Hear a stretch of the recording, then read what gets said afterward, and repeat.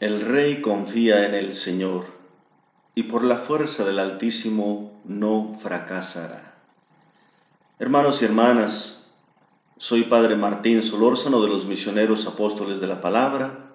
Bienvenidos, continuamos con esta reflexión sobre los salmos.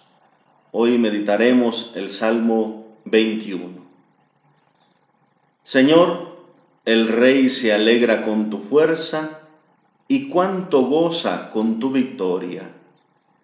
Le has concedido el deseo de su corazón, no le has negado lo que pedían sus labios. Te adelantaste a bendecirlo con el éxito, has puesto en su cabeza una corona de oro fino. Te pidió vida y se la has concedido, años que se prolongan sin término. Grande es su prestigio por tu victoria, lo has llenado de honor y majestad. Le concedes bendiciones incesantes, lo colmas de gozo en tu presencia. Porque el rey confía en el Señor, por la fuerza del Altísimo no fracasará. Que alcance tu izquierda a tus enemigos, que tu derecha alcance a tus adversarios. Ponlos como en un horno encendido. Cuando asome tu rostro, Señor, su cólera los devora, los consume el fuego. Destruye su fruto en la tierra, su semilla en la humanidad. Aunque descarguen maldades contra ti y tramen intrigas, nada conseguirán, pues los pondrás en fuga, asentando el arco contra ellos. Levántate, Señor, con tu fuerza, al son de instrumentos cantaremos tu poder. Gloria al Padre y al Hijo y al Espíritu Santo, como era en el principio, ahora y siempre, por los siglos de los siglos. Amén. Composición del Salmo número 21. El género. El Salmo 21 es un salmo de acción de gracias y de alabanza. Este salmo es como la continuación del Salmo 20, no en su estructura de poema, como si fuera una continuación en cuanto a la estructura literaria, pero sí en la cuestión temática. El Salmo 20, habíamos visto la semana pasada, es una súplica, una petición confiada en favor del rey. El pueblo pide a Dios que favorezca, que proteja, que le mande auxilio al rey desde el santuario para que el rey salga victorioso en la batalla. Pues el Salmo 21 es la acción de gracias por la victoria alcanzada por el rey, o por la victoria que ha realizado Dios a través del rey. Entonces, en la cuestión temática, el Salmo 21 es como una continuación, una súplica en favor del rey, y el Salmo 21, una acción de gracias por la victoria que Dios ha concedido al rey. Estructura del Salmo 21. Este salmo puede estructurarse en dos partes esenciales. Por ejemplo, el verso 2 al 7, lo que Dios ha realizado en el rey, o sea, las bendiciones, la salvación, las gracias que ha concedido Dios al rey.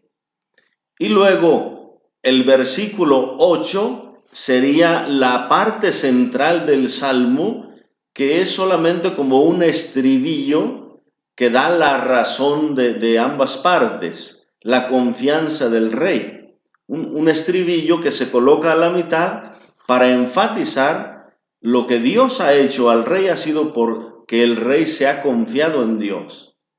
Y la segunda parte, que sería del 9 al 14, habla sobre la suerte de los enemigos, es decir, el fracaso de los enemigos del rey, que de alguna manera al ponerse contra el rey, pues también están poniéndose contra Dios.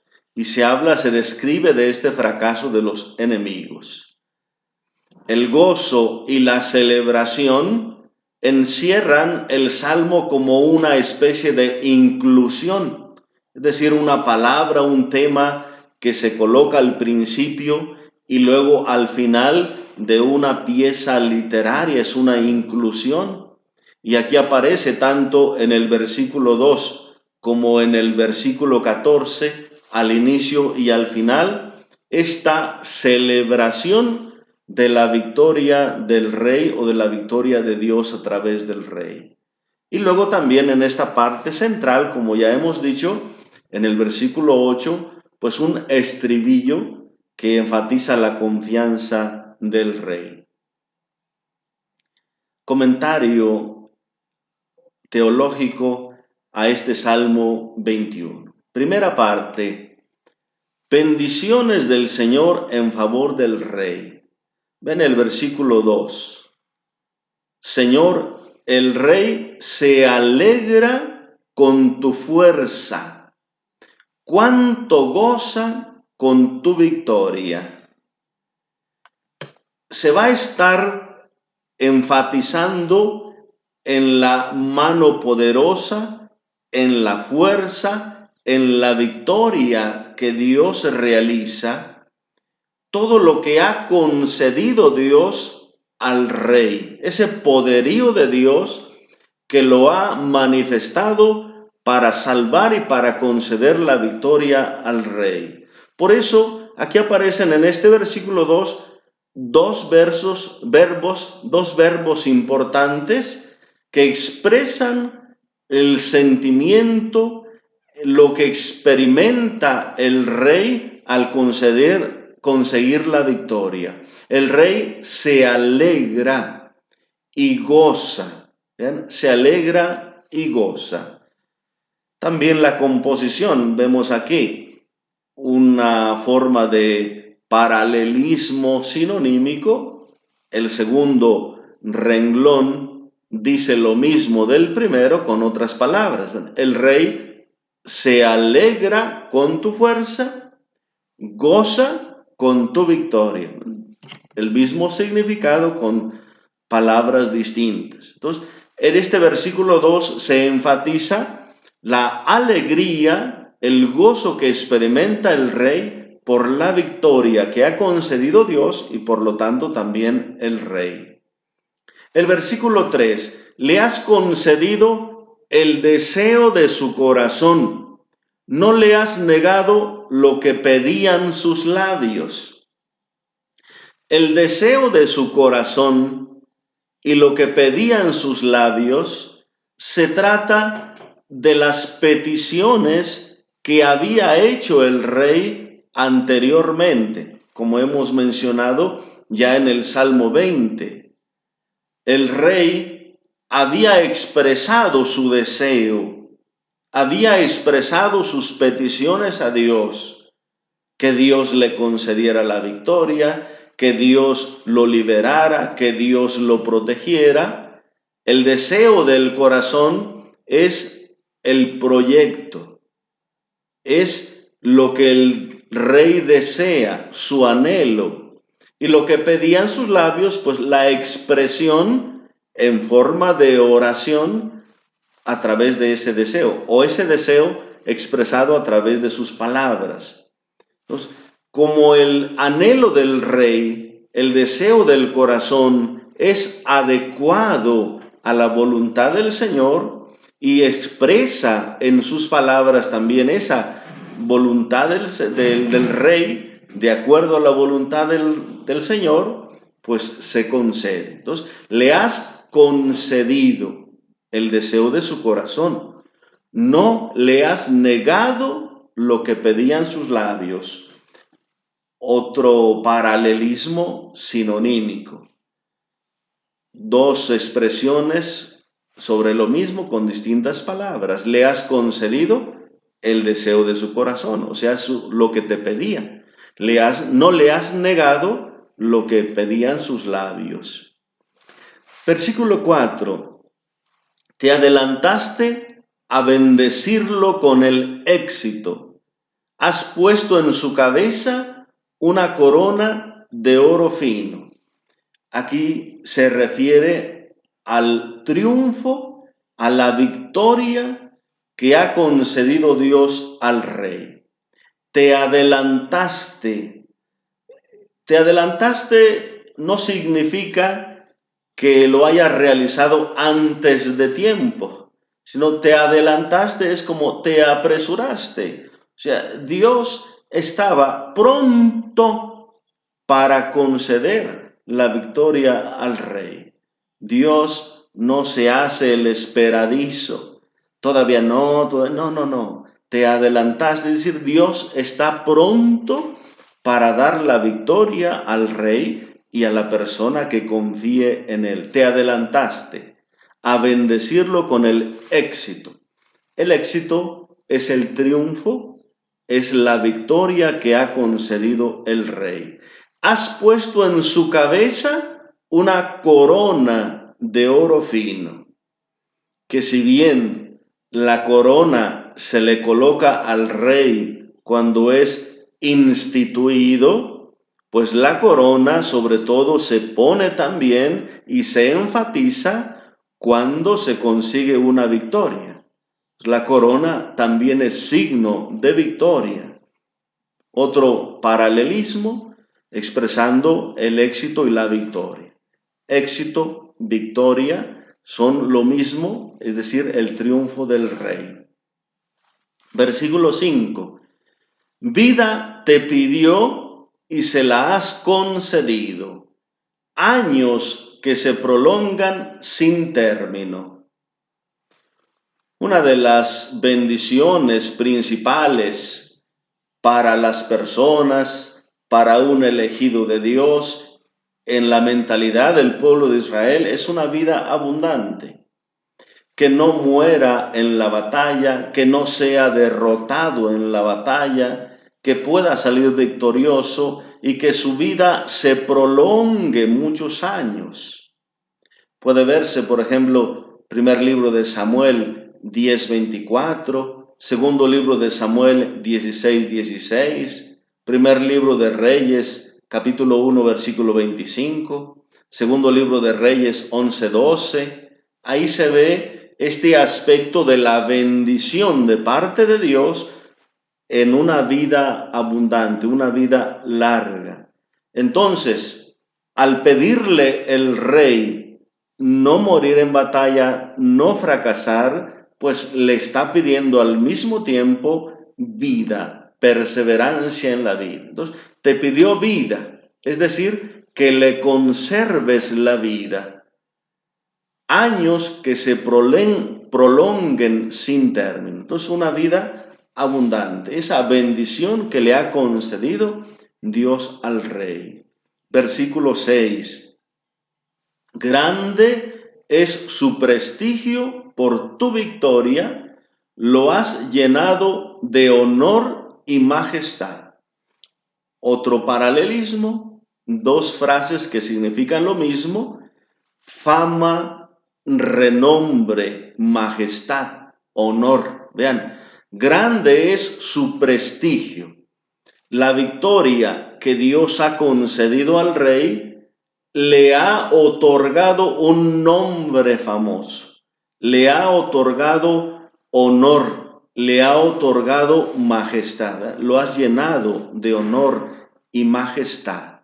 También otra bendición que el pueblo de Israel consideraba importante: el honor, la fama, el renombre, y no la vergüenza por el fracaso, sino la fama. Entonces, al concederle la victoria, lo ha engrandecido, lo ha hecho famoso, le ha dado renombre. También se puede ver, por ejemplo, el Salmo 45, versículo 4, Salmo 96, versículo 6, Salmo 104, versículo 1, Salmo 111, 3, Salmo 145, 5. Ahí se habla de esa fama, de ese renombre que Dios concede a sus elegidos. Versículo 7. Le concedes bendiciones incesantes, lo colmas de gozo en tu presencia. Como un resumen de todo lo que Dios ha concedido al rey. ¿Verdad? Le concedes bendiciones incesantes. ¿Cuáles bendiciones incesantes? Darle gozo, darle alegría, darle el éxito en la victoria, escuchar su oración, no negarle sus peticiones, concederle vida abundante, concederle fama, honor. ¿Ven? Lo ha llenado de bendiciones constantes, bendiciones incesantes, y lo colmas de gozo en tu presencia. Lo colmas de gozo. Es una experiencia de plenitud, de gratuidad, de alegría, de gozo pleno en el Señor. Pues hasta aquí las descripciones sobre las gracias que Dios ha concedido al rey, dándole esa victoria. El versículo 8, como ya mencionábamos, es como la parte central del Salmo, que de alguna manera da razón por qué Dios le ha concedido todo esto al rey. Porque el rey confía en el Señor.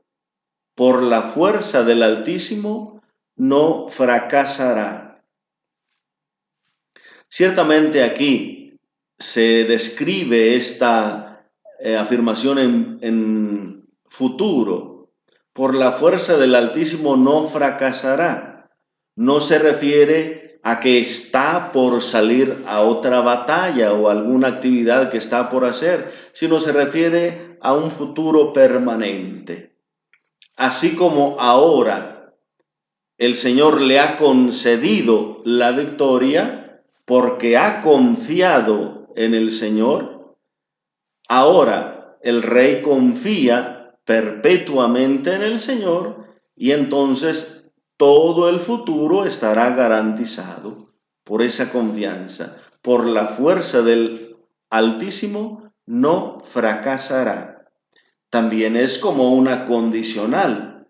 Si ahora y si en el futuro el rey se confía en el Señor, no fracasará. Es como una advertencia también, como una máxima, como una frase de sabiduría. Cuando se confíe en Dios, pues hay garantía de triunfo. Cuando el rey confía en el Señor, no fracasará. Pasamos a la segunda parte del Salmo, que expresa la suerte de los enemigos.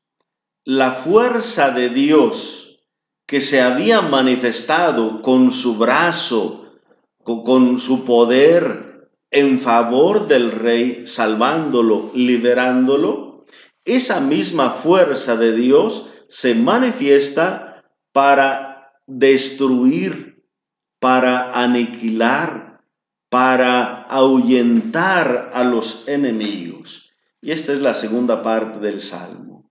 Versículo 9. Que alcance tu izquierda a tus enemigos, que tu derecha alcance a tus adversarios. Vean, que no haya escapatoria. Nosotros podríamos, por ejemplo, leer el Salmo 139. Los primeros versículos del Salmo 139 hablan de que el Señor extiende su derecha a un extremo del orbe, y si voy al otro extremo, allá me alcanza tu izquierda. El Salmo 139 dice, si yo me fuera con las alas de la aurora hasta un extremo, allá me encuentro tu derecha. Y si yo me fuera hasta el otro extremo, si yo volara al otro extremo, allá tu izquierda me alcanza. El Salmo 139, que es de protección, entonces a la persona, al elegido de Dios, al amigo de Dios, Dios extiende sus manos, la derecha a un lado, la izquierda a otro lado, para abrazar, para proteger. Así se trata también de los enemigos. Cuando alguien se pone contra Dios, Dios puede extender sus manos, una, la derecha a un lado, la izquierda a otro lado, y no hay escapatoria, no hay a dónde huir. Está cercado el enemigo, no puede escapar. Que alcance tu izquierda a tus enemigos, hasta un extremo. Que tu derecha alcance a tus adversarios, hasta el otro extremo. Que no haya escapatoria. Entonces, a un lado, a otro lado, el enemigo no puede liberarse. Entonces, que el enemigo no quede impune, que el adversario no quede sin recibir la sentencia justa. Versículo 10. Ponlos como en un horno encendido, cuando asome tu rostro, Señor. Su cólera los devora, los consume el fuego. Este versículo 10, ponlos en un horno encendido, puede tener el significado de purificación, puede tener el significado de sondear, de discernir, descubrir la maldad para destruirla. Así como el fuego en el crisol se utiliza para destruir la basura, lo que no es puro del metal, se consume ante el fuego, que así pueda ser ante una persona probada por el fuego, para que todo el mal, todo lo malo sea consumido. Cuando asome tu rostro, Señor. Esta es una expresión, el rostro, que se refiere a la cólera, es decir, al enfrentarse. Que Dios vea lo que hacen los enemigos, que Dios asome su rostro, que Dios enfrente la maldad. Después hay una partecita, parece como si hubiera sido un agregado, es decir, algo que algún escritor posterior inserta como alguna frase explicativa. Ahí se ha agregado, lo tenemos también, algunas Biblias lo traen entre paréntesis, su cólera los devora, los consume el fuego. Es decir, como para tratar de explicar este asomarse del rostro de Dios. Entonces, se trata de que Dios manifieste su rostro para enfrentarse a los enemigos. También esta expresión tiene un doble sentido. El Salmo 27, por ejemplo, se pide al Señor que muestre su rostro. No me des la espalda, muéstrame tu rostro. Cuando un orante le pide al Señor, muéstrame tu rostro, no me des la espalda, significa escúchame, sé favorable a mí, mírame. Pero cuando se dice a Dios, muestra tu rostro a los enemigos, significa enfréntate con tu justicia, mira lo que hacen y no los dejes pasar, que no quede sin castigo el pecado, la soberbia de los enemigos. Entonces, que sean pasados por el fuego y que sean consumidos. El Salmo 34, 17, por ejemplo, dice, el Señor se enfrenta con los malhechores para borrar de la tierra su memoria. Enfrentarse, verlos de frente. enseñar su rostro, para borrar de la tierra su memoria. Levítico 26, por ejemplo, dice, me enfrentaré con él, lo extirparé del pueblo. Versículo 11, destruye su futuro en la tierra, su semilla en la humanidad. Habíamos escuchado antes, cuando se da gracias a Dios por lo que ha concedido al rey, Dios ha concedido al rey vida abundante, años que se prolongan sin término, y lo ha llenado de honor y majestad. Vean, le ha concedido vida y honor al rey. Pues aquí Dios ha concedido lo contrario a los enemigos. Destruye su futuro, su semilla en la humanidad. Vean, se acaba la persona, muere, es destruida, borrada de la tierra, ya no hay hijos, ya no hay descendencia, ya no hay semilla de maldad. Entonces lo que quiere expresar ese versículo, mientras al rey se le concede bendición abundante, vida que se prolonga, los enemigos son destruidos, borrados por el fuego, consumidos, y ya no hay semilla de maldad, ya no hay maldad en la humanidad. Destruye su futuro en la tierra, su semilla en la humanidad. Leemos, por ejemplo, en Isaías 14:21. No se nombrará jamás la estirpe del malvado. Bien. Ya no tendrá estirpe el malvado, no tendrá descendencia. Preparad la matanza de sus hijos por la culpa de su padre. O no sea que se levanten y se adueñen de la tierra y cubran el orbe de ruinas. ¿Vean? Esa es la mentalidad del pueblo de Israel. Hay que acabar con el pecado, acabar con el mal, y pues de ahí ellos entienden también el malvado, no sea que el mal cobre fuerza, no sea que el mal llene la tierra y haga daño, quede la tierra en ruinas. Entonces, que no se mencione la estirpe, que no haya hijos de maldad para acabar con el pecado. Versículo 12. Aunque descarguen maldades contra ti y tramen intrigas, nada conseguirán. Aunque los malvados se levanten contra Dios, aunque los malvados tramen algo contra el rey o quieran destruir el proyecto divino en la tierra, no alcanzará nada, no podrán lograrlo.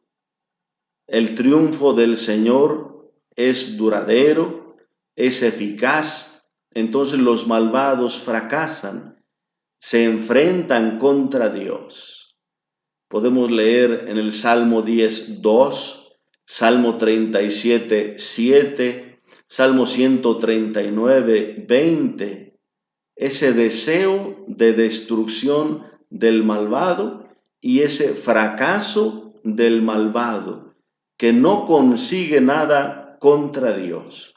Entonces, estos malvados no prosperarán, su descendencia no perdurará en la tierra, aunque haya tanta maldad, aunque haya tantas intrigas, tramen algún mal contra Dios, contra sus ungidos, contra sus elegidos, no tendrán éxito, fracasarán. Versículo 13, pues los pondrás en fuga, asestando el arco contra ellos. Serán perseguidos. Ellos tratan de perseguir al justo, como podemos leer también en el Salmo número 11. Los malvados tensan el arco, ajustan las flechas a la cuerda para disparar contra los buenos. Ellos persiguen, ellos quieren acabar, pero con la justicia de Dios, cuando Dios actúa, cuando Dios se levanta y juzga, estos malvados tienen que correr, tienen que huir. Los pondrás en fuga, asestando el arco contra ellos. Es decir, dando en el blanco, dando en el blanco de la maldad, del pecado, destruyéndolo. Versículo 14. Levántate, Señor, con tu fuerza, al son de instrumentos cantaremos tu poder. También, así como el versículo 8 encerraba todo el significado de la bendición del rey. El rey es bendecido, salvado por Dios, porque confía en el Señor. Así este verso 14 también de alguna manera encierra el Salmo y esta segunda parte. Levántate, Señor, con tu fuerza. No permitas que el mal persevere. No permitas que el mal triunfe. No permitas que el mal llene la tierra. Levántate, es decir, juzga. Siéntate en el trono de juez y levántate para dar la sentencia, para destruir la maldad. Y al son de instrumentos cantaremos tu poder. La justicia de Dios que se canta, la justicia de Dios que se reconoce, la justicia de Dios que se alaba, que se festeja, Así como terminaba el Salmo 20 con la esperanza de celebrar la victoria del Rey, así también termina este Salmo 21. Cuando Dios destruye a los enemigos, su pueblo alaba, su pueblo festeja. Pues bien, queridos hermanos, ¿cómo podemos nosotros orar con este salmo? Primero, recordar la importancia de la oración de acción de gracias. Muchas veces nosotros nos quedamos en nuestra oración casi como en esta primera parte, lo que tendríamos en el Salmo número 20, una súplica, una petición, una necesidad que tenemos y se la expresamos a Dios y le pedimos que Él intervenga, que Él actúe, que nos salve. Pero muchas veces, cuando ya logramos lo que queríamos, cuando ya salimos de la situación difícil, cuando ya obtuvimos esa gracia que queríamos, nos olvidamos. O a veces simplemente gracias y ya nada más, pero no una oración profunda, no una expresión de ese reconocimiento de la grandeza, del amor, del favor de Dios.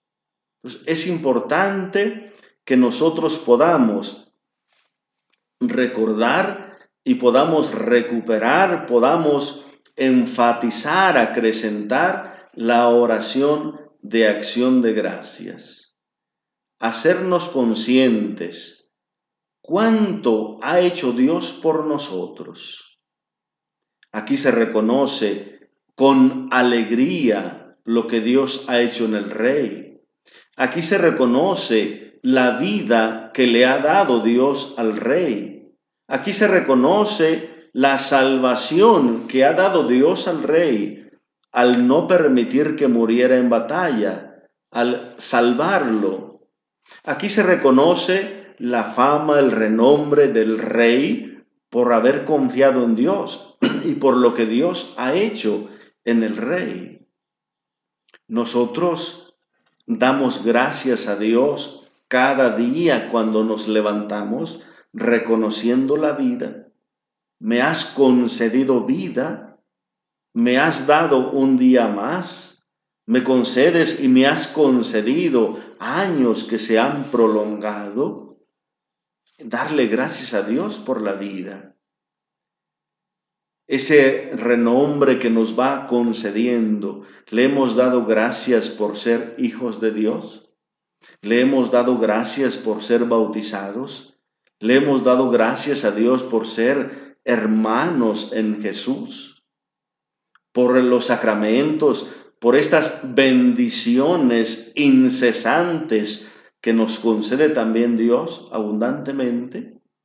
Pues este salmo nos invita también a nosotros a ser conscientes y expresar continuamente nuestro agradecimiento a Dios, confiar siempre en el Señor, celebrar sus victorias, celebrar su acción en el mundo y seguir propagando esta fuerza de Dios, esta acción, y sobre todo seguir agradeciendo infinitamente su acción. Por otra parte, cuando se habla aquí de la destrucción de los enemigos, nosotros no podemos orar pidiendo la destrucción de las personas, pero sí podemos orar pidiendo el fracaso del mal, la destrucción de la injusticia, la destrucción del pecado, que no persevere, que no se llene la tierra de maldad. Nosotros podríamos recuperar un poquito de este salmo cuando se dice: a los malvados hay que pasarlos por el fuego para hacer un discernimiento y poder rescatar a la persona, poder rescatar lo bueno, que sea purificado por el fuego, pero que en el fuego se destruya la maldad, la injusticia. Esto sí tendremos que tenerlo nosotros como algo prioritario y algo como una decisión firme en nuestra vida, una lucha constante por destruir el pecado, por eliminar el pecado, por tratar de tener una lucha constante contra el mal. Lo he mencionado ya en alguna ocasión, el padre Matuli, cómo nos recordaba constantemente una decisión de lucha a vida o muerte, vida o muerte, contra el pecado. Luchar, ganar, pelear contra el mal. Entonces, hay que tener este aspecto como algo prioritario, no tratar mal a las personas, no ofender a las personas, no tratar de destruir a las personas, no odiar a las personas, sino tratar de rescatar a la persona, pero una lucha constante contra el pecado. También en nosotros mismos, ir luchando contra el pecado que nos pueda tratar de dominar a nosotros mismos. Pues queridos hermanos, hay que pedirle esa gracia al Señor, pedirle igual que nos siga dando la perseverancia en esta reflexión y meditación de los salmos. Espero en Dios que este pequeño apostolado de meditación, de reflexión, pueda ayudar a muchos de ustedes para seguir orando en cada circunstancia, en cada situación que vamos viviendo, a veces complicada. Los salmos son siempre una luz, una gracia que Dios nos va concediendo en las distintas circunstancias de nuestra vida. Y así esperamos que estas reflexiones pues les sigan ayudando a ustedes. Y si es así, pues también no duden en compartir estos salmos con otras personas, con sus contactos, para que ellos también puedan obtener esa gracia, puedan también ir encontrando alguna luz en su caminar. Pues queridos hermanos, Muchas gracias por su presencia. Que Dios les bendiga abundantemente en el nombre del Padre y del Hijo y del Espíritu Santo. Gracias, hermanos. Nos vemos a la próxima.